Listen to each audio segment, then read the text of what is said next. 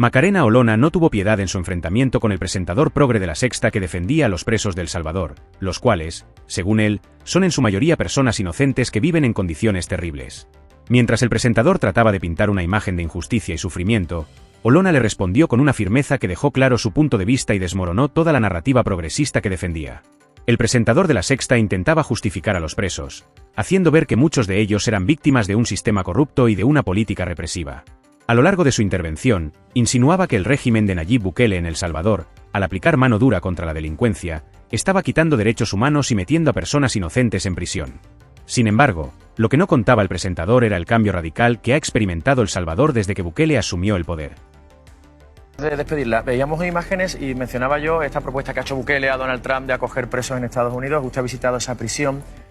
Hemos visto además algunas fotografías que yo le decía que a mí me llamaban la atención de su visita allí, en la que paseaba, y la estamos viendo delante de los presos, en una prisión en la que, además, usted es una persona, es abogada del Estado, conoce perfectamente cómo funciona el derecho. Obviamente, ahí hay gente que no ha sido sometida a un juicio justo, hay un estado de excepción. Estos presos no pueden recibir visitas, en fin, están en unas condiciones denunciadas por muchas organizaciones que traspasan el respeto a los derechos humanos.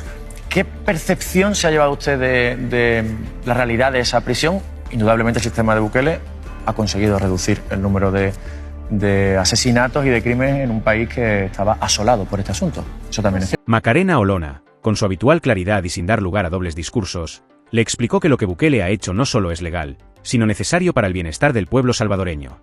Al contrario de lo que él quería dar a entender, el presidente salvadoreño no está cometiendo injusticias, sino todo lo contrario.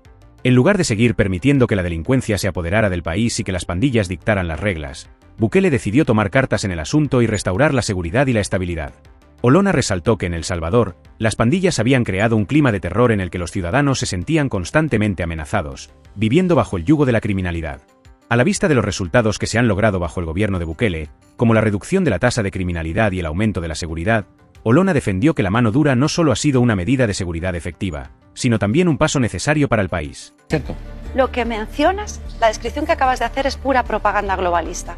El Salvador en el año 2019... Bueno, son las denuncias de organizaciones no gubernamentales, pagadas por Soros. En 2019... Y observatorios de todo tipo. El Salvador era el país más violento del mundo, porque tenía el mayor número de asesinatos al día por población de habitantes. Desde la llegada del presidente Nayib Bukele, El Salvador se ha convertido en el país más seguro del hemisferio occidental.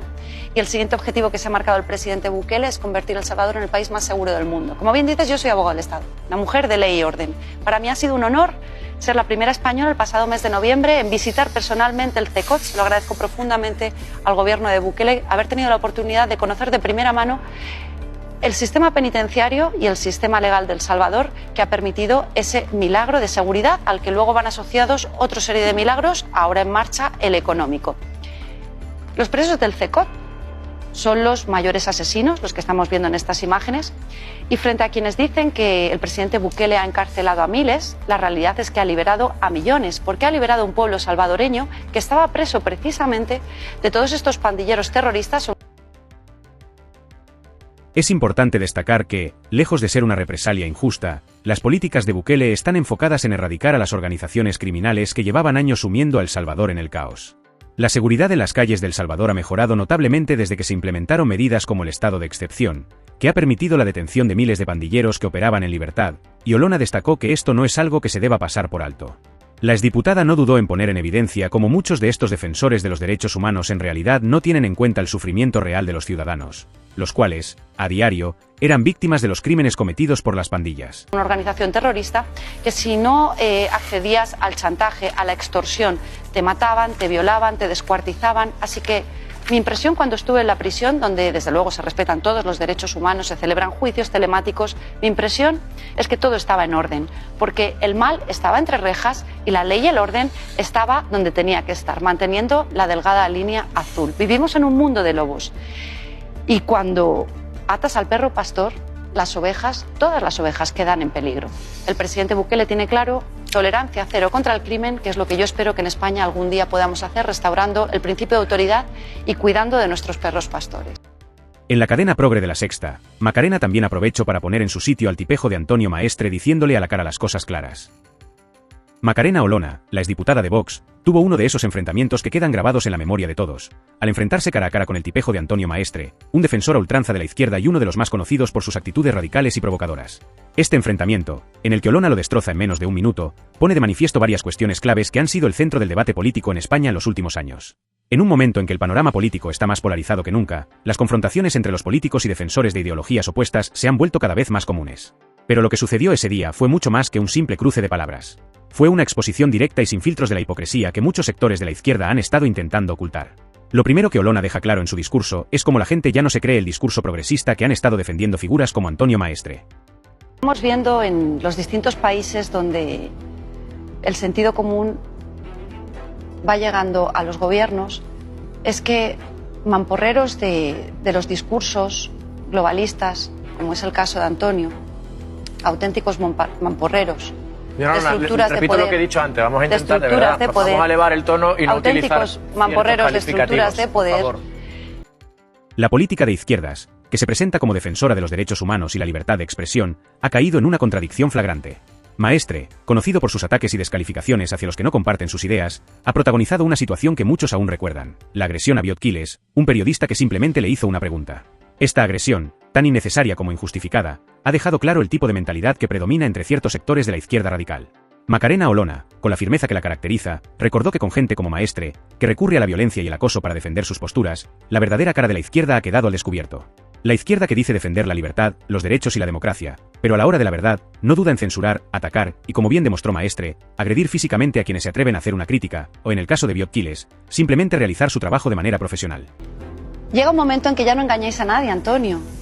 Fíjate, si hoy Giorgia Meloni es primer ministro de Italia, es precisamente porque se ha desdemonizado ese calificativo de extrema derecha, de fascistas, y porque la gente frente a esos discursos verdaderamente fascistas, Antonio, como son los que tú impulsas, y además a sueldo, haciéndote pasar por periodista, además a sueldo.